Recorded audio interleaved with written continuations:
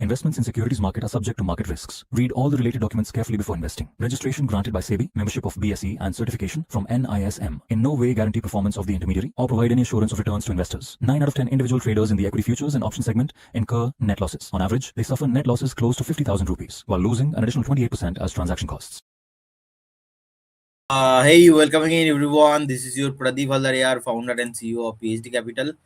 पहले थोड़ा कुछ न्यूज़ है, ये मैं पहले आप लोगों को बता देता हूँ। तो दोस्तों, अभी जो सीरीज में कहने वाला हूँ आप लोगों से, ये कुछ स्टॉक स्पेसिफिक रिजल्ट आए थे, कुछ न्यूज़ आके रखा है, तो ये न्यूज़ बहुत ही इंपॉर्टेंट हो जाती है मार्केट में, राइट? ऐसे न्यूज़ को आप कैसे इंटरप्रिटेशन कर पाएंगे, ये जानना बहुत इंपॉर्टेंट है। तो उसमें से एक जो न्यूज आया था, वो न्यूज क्या था? वो न्यूज था कि एक बार मैं आपको दिखा देता हूँ, एक सेकंड। वो न्यूज आए थे, बेसिकली जो न्यूज थे वो हाँ, पेटीएम को लेके।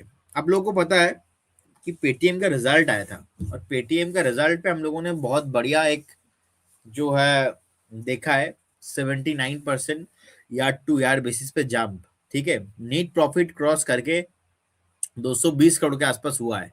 सो ये है लेटेस्ट आज का अपडेट, और इसके वजह से सुबह सुबह एक मूव भी हम लोगों ने पेटीएम में देखा था। तो ओवरऑल पेटीएम में क्या किया जा सकता है, ये जो नीट प्रॉफिट है, नीट प्रॉफिट के वजह से क्या इफेक्ट हो सकता है, थोड़ा डिटेल्स में हम लोग ये कि पेटीएम जब लिस्ट हुआ था, उस टाइम पे कितने पे लिस्ट हुआ था पेटीएम? 2000 के आसपास, राइट? 2000 के आसपास पेटीएम लिस्ट हुआ। हम लोगों ने देखा, देखने के बाद हमने देखा जिस तरीके से एक तरफा पेटीएम ने, हम लोगों ने एक सेलिंग प्रेशर देखा है, और पेटीएम ने ऑलमोस्ट जो उस टाइम का एक बार लो है 538, राइट? 538 के आसपास आया था। फिर बाद में थोड़ा कोशिश किया, और 997 और 100 के आसपास का पेटीएम फिर से कहीं ना कहीं एक वहां से सेलिंग प्रेशर देखने को मिला। आज से 1.5-2 साल पहले ही एक गवर्नमेंट की तरफ से न्यूज आया था, जो पेटीएम पेमेंट बैंक है, वो कंप्लायंस के अलग अलग इश्यूज में फंस गए थे, और पेटीएम को लेके मार्केट में इतना नेगेटिव न्यूज आया, धजिया उड़ गया कंपनी का, और पेटीएम सीधा सीधा आ गया था 336 350 के लेवल के आसपास। चलिए मैं आपको ना थोड़ा चार्ट में लेके जाता हूँ। चार्ट में लेके जाने के बाद मैं आपको थोड़ा समझाता हूँ कि ओवरऑल क्या था उस टाइम पे पेटीएम का सिचुएशन। मैं जो आपको बात कर रहा हूँ कि 2000 के आसपास का प्राइस था जब लिस्टिंग टाइम, उस टाइम पे यहाँ पे वॉरेन बफेट साहब, उनके भी स्टेक थे पेटीएम में, एंड एक न्यू मॉडल था, न्यू जनरेशन था। जिस तरीके से एक तरफा सेलिंग प्रेशर हम लोगों ने देखा है, और उसके बाद कंसोलिडेट किया है।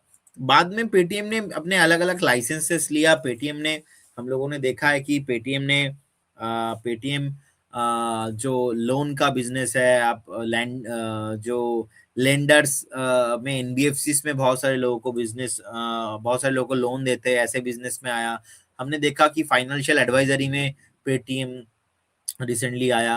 अब पेटीएम में और एक थिंग क्या हुआ है दोस्तों, पेटीएम में आप अगर उनके रिजल्ट जो पोस्ट हुए हैं रिसेंटली, आप देखेंगे फाइनेंशियल एंड डिस्ट्रीब्यूशन जो सेगमेंट है स्पेशली, उस सेगमेंट पे ना उनका अच्छा खासा प्रॉफिट देखने को मिल रहा है, ठीक है, अच्छा खासा जाम देखने को मिल रहा है। मतलब पेटीएम का म्यूचुअल फंड का बिजनेस है, पेटीएम का ब्रोकिंग का बिजनेस है, जैसे कि आप धन, ग्रो, जीरोदा, ये सब आप देख सुनते हो, देखते हो। यहाँ पे पेटीएम का भी वो धंधा है, तो उस धंधे में ना पेटीएम का कहीं ना कहीं एक प्रॉफिटेबिलिटी देखने को मिला है, because of multiple reason. Balance sheet strong हो रहा है, और फंड जो फाउंडर्स है, विजय शेखर शर्मा जी ने भी रिसेंटली अनाउंसमेंट किया था कि उनका एआई में बहुत अच्छा इंटरेस्टेड है वो। अब एआई में उनका जो पेटीएम पेमेंट्स बैंक तो पहले था, बीच में ये जो उनके क्रेडिट कार्ड, डेबिट कार्ड्स में मल्टीपल पेमेंट फ्लो है, वहां पे इन लोगों ने एआई इंटीग्रेशन किया है। सो फंडामेंटली बिजनेस अच्छा लग रहा है थोड़ा बहुत, लेकिन इसके मतलब ये नहीं कि स्टॉक यहाँ से आपको भागता हुआ नजर आएगा, क्योंकि पेटीएम को लेके मार्केट का इंटरप्रिटेशन उतना बढ़िया है नहीं, ठीक है। यहाँ पे रेसिस्टेंस जोन है, ऑलमोस्ट 1380 के ऊपर क्रॉस होने के बाद भी ऑलमोस्ट 40% टाइम लगेगा इसको ऑल टाइम हाई जाने में। मतलब ये जो बढ़िया रिजल्ट आया है ना, ये बढ़िया रिजल्ट पेटीएम को और 1.5-2 साल तक मेरे को लगता है कि पोस्ट करते रहना पड़ेगा, तब जाके ये कहीं ना कहीं इसमें रैली रहेगा। बिकॉज ऑफ दैट रीजन मैं एक बार आउट होना पसंद करूंगा। तो डिफरेंस क्या हुआ? डिफरेंस यही हुआ दोस्त, दुनिया भर में आप ना ये ब्रेकिंग न्यूज आपको मिल रहा है आज। क्या ब्रेकिंग न्यूज? दुनिया भर में आपको एक ब्रेकिंग न्यूज मिल रहा है, 79% ईयर टू ईयर जंप हुआ है, 200 करोड़ का नीट प्रॉफिट हुआ है पेटीएम। लेकिन कोई आपको ये खोल के नहीं बता रहा है कि एक्चुअल में सीन क्या है, ये सीन ओवरऑल क्या हुआ है, ये आपको समझना चाहिए। सीन जब तक आप नहीं समझेंगे तब तक आपको समझ में नहीं आएगा, ये खेला ही ऐसा है। ओके, और एक स्टॉक को लेके ना न्यूज आया है रिसेंटली, ग्लैनमार्क फार्मा को लेके, एंड ये न्यूज बहुत इंटरेस्टिंग है। आपके सामने है कि यूएस एफडीए से इनका एक जो दवा है वो कहीं ना कहीं अप्रूव्ड हुआ है। अब बिकॉज ऑफ दैट रीजन आपको ग्लैनमार्क फार्मा में कहीं ना कहीं एक अच्छा खासा मूव बनते हुए हम लोगों ने रिसेंटली देखा था। लेकिन due to some market corrections हम लोगों ने देखा है फिर से कहीं ना कहीं एक सेलिंग प्रेशर पर्टिकुलर काउंटर पे होते हुए दिखा। अब देखो ये जो ब्रेकिंग न्यूज आते हैं ना, अरे बहुत ज्यादा ब्रेकिंग, ये न्यूज है वो न्यूज है। मैं आपको ना एक चीज दिखाता हूँ, एक चीज मैं क्लियरली आपको उसमें समझा देता हूँ।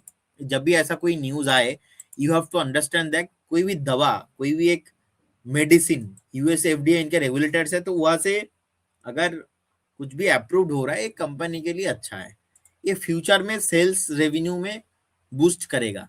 इसके मतलब ऐसा नहीं कि तुरंत अभी आपको बाय करके चलना चाहिए, तो ये भी आपको समझना चाहिए। लेकिन ओवरऑल फार्मा में ये बहुत बढ़िया काउंटर है, वैल्यू जोन में है। हमें लगता है कि यहाँ से भी अपसाइड है। ऑलमोस्ट शॉर्ट टाइम में एक बार आपको 10% 2442 नेक्स्ट 1.5-2 महीने में पॉसिबिलिटीज है। फिर से यहाँ पे एक बार रिव्यू करके जाना चाहिए। तो करेंट जोन से 10% का अपसाइड हम लोग पर्टिकुलर स्टॉक में देख पा रहे हैं। ओके, नेक्स्ट क्या था? नेक्स्ट क्या था? एस्ट्राजेनिका। एस्ट्राजेन को लेके एक अलग न्यूज आ रहा था, ये भी बहुत इंटरेस्टिंग न्यूज है कि एस्ट्राजेन का जो इनके जो सीएफओ थे भावना अग्रवाल, इन्होंने रिजाइन दिया है। ठीक है, इन्होंने रिजाइन दिया है और ये इफेक्टिव हो जाएगा बहुत जल्दी। डेट वगैरह सब कुछ आपके सामने है। एंड इतने टाइम से भावना जी थे, ये अभी देखना पड़ेगा कि कंपनी का क्या रिएक्शन हो सकता है, ये आपको थोड़ा बहुत देखना पड़ेगा। चलिए एक बार हम लोग खुद देख के आते हैं कि पर्टिकुलर स्टॉक में ओवरऑल क्या रिएक्शन हो रहा है। ये न्यूज के बाद हम लोगों ने देखा अभी तक तो कोई ज्यादा बैड रिस्पॉन्स हम लोगों ने देखा नहीं, ओवरऑल एक साइडवेज ट्रेंड में ही है। ठीक है, ये इंपॉर्टेंट होता है। कोई अगर कंपनी का मेजर कोई जो अथॉरिटी है, कोई सीएफओ, कोई सीईओ, कोई एग्जीक्यूटिव डायरेक्टर है, कोई सीटीओ, जो मेजर रोल जो है कंपनी में प्ले करता है, अगर उनका रिजाइन होता है कहीं ना कहीं एक मूव देखने को मिलता है। लेकिन हम लोगों ने देखा है पर्टिकुलर स्टॉक में अभी भी कुछ नहीं हो रहा है। सो कहीं ना कहीं कोई रिएक्शन नहीं आया है मार्केट में, ये भी न्यूज चल रहा है। ये भी फार्मा रिलेटेड काउंटर्स है, और फार्मा स्टॉक्स में दोस्तों ऐसे बीच बीच में देखने को मिलता है, तो ऐसा that is not a big deal. Pharma stocks में ये थोड़ा बहुत ऐसे मूव्स आपको मिलते रहते, और ये आपको समझना पड़ेगा। तो ये था। और एक न्यूज जो मुझे आज डिस्कशन करना ही था वो है बेसिकली क्या है, वो है बेसिकली एसबीआई। वो है बेसिकली जो मैं अभी डिस्कशन करने वाला हूँ वो है एसबीआई फंड मैनेजमेंट दोस्तों। एसबीआई फंड मैनेजमेंट आईपीओ आया है, और ये बहुत ही इंपॉर्टेंट होने वाला है आप लोगों के लिए। जो एसबीआई फंड मैनेजमेंट है, ये लिस्टिंग होने के बाद कहीं ना कहीं आपको ये समझना पड़ेगा कि मार्केट ने क्या रिएक्ट किया है। तो बहुत सारे लोगों का क्वेरी था, अरे स्टेट बैंक ऑफ इंडिया इतना बड़ा नाम है, हाँ फंड मैनेजमेंट एएमसी इतने बड़े नाम है, तो अल्टीमेटली क्या हो रहा है? जो फंड मैनेजमेंट जो एएमसी है इतना बड़ा नाम है, I can also understand, but यहाँ पे एनालिसिस यही है, अगर आप पूरे एएमसी बिजनेस को देखेंगे बहुत बढ़िया है, year two year also growing. ये लोगों का अभी एआईएफ का बिजनेस अभी चालू, अभी रिसेंटली सब लोग एआईएफ में घुस रहा है, एसआईएफ में जा रहा है, न्यू प्रोडक्ट एसआईएफ है। म्यूचुअल फंड में इतने 1,000 करोड़ का ऑलरेडी इन लोगों के पास ईएम है।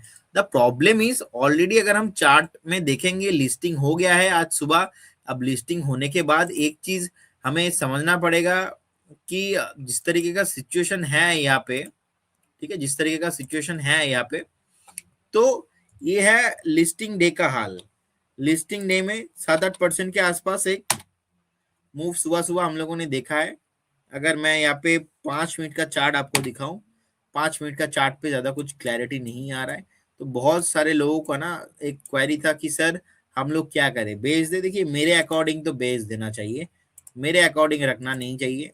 ये है डे 1 के 5 मिनट का कैंडल, और जहाँ पे बड़ा कुछ मूव भी नहीं आया, आज ही लिस्टिंग हुआ है, आज ही लिस्टिंग हुआ है, बड़ा कुछ मूव नहीं आया।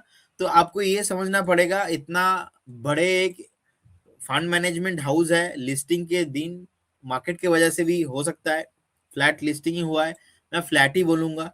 ठीक है, जितना एक्सपेक्टेशन था उतना हुआ नहीं, 6-7% is not a big deal. अब क्या द क्वेरी इज, क्या आपको रहना है? देखिए मुझे नहीं लग रहा है कि आज एसबीआई फंड मैनेजमेंट स्टॉक के साथ मैं नहीं रहना पसंद करूंगा। ऐसा नहीं कि खराब है, the reason is new listed है, मेरे पास डेटा ज्यादा नहीं है। ये जो मैं आपको सामने चार्ट लेके बैठा हूँ ये आज ही का चार्ट है, तो आज ही का चार्ट है, न्यू लिस्टेड है, मेरे को रहना क्यों है? ऐसे मार्केट में बहुत सारे स्टॉक है, पैसा कम है, अब स्टॉक अपॉर्चुनिटी बहुत सारे है। सो अगर इतने अपॉर्चुनिटी हमें ऑलरेडी मिल रहा है पर्टिकुलर चीजों में, सो हमें लगता है कि कहीं ना कहीं एक बार तो एग्जिट हो जाना चाहिए। मैं 1 महीना 2 महीना चार्ट देखता हूँ, देखूंगा, उसके बाद अगर कुछ मैं प्लान करता हूँ तो मैं मूव मैं कहीं ना कहीं सोचूंगा। तो यहाँ पे मल्टीपल लोगों का मल्टीपल व्यू बन सकता है, लेकिन मैं तो नहीं रहने वाला। ओके,